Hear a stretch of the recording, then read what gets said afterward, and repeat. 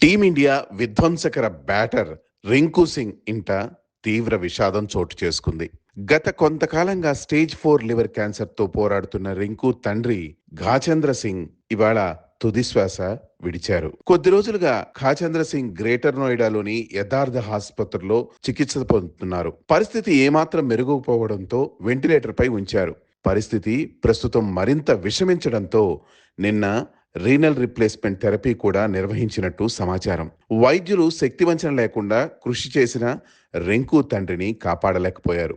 ప్రస్తుతం టీ20 ప్రపంచ కప్ 2026తో బిజీగా ఉన్న రింకు సింగ్ తండ్రి ఆరోగ్య పరిస్థితి విషమించిందని తెలిసి హుటాహుటిన నోయిడాకు బయలుదేరారు.